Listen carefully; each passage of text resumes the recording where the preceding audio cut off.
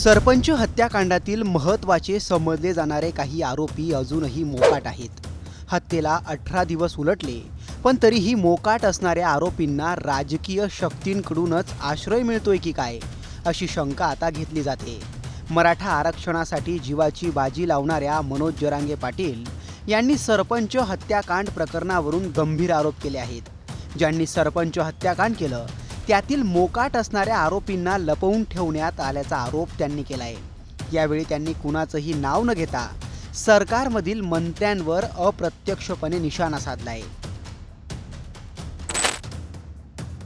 मनोज जरांगे पाटील यांनी एका वृत्तवाहिनीशी बोलताना म्हटलंय की तुम्ही जर थांबणारच नसाल, खून करून तुमची लोक तुम्ही तुमच्याच घरात लपवून ठेवणार असाल, तर तुम्हाला दोघांना ठरवायचंय.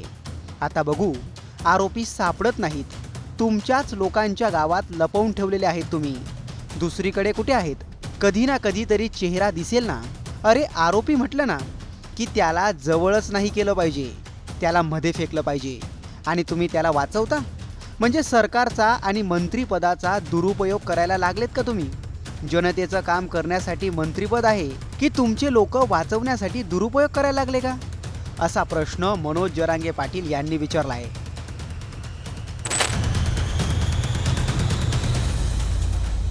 धनंजय मुंडे यांचं नाव आणि वाल्मिक कराडांशी त्यांचे असलेले जवळचे संबंध पाहता सरपंच हत्याकांड प्रकरणी वातावरण तापलंय.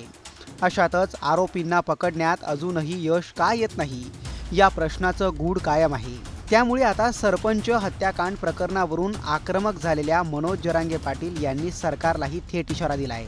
दरम्यान सरपंच हत्याकांडाचा दुसरा अंक हा दोन जातींमधील संघर्षाची ठिणगी बनलाय का, याचा सविस्तर आढावा घेणारा हा व्हिडिओ पाहायला विसरू नका.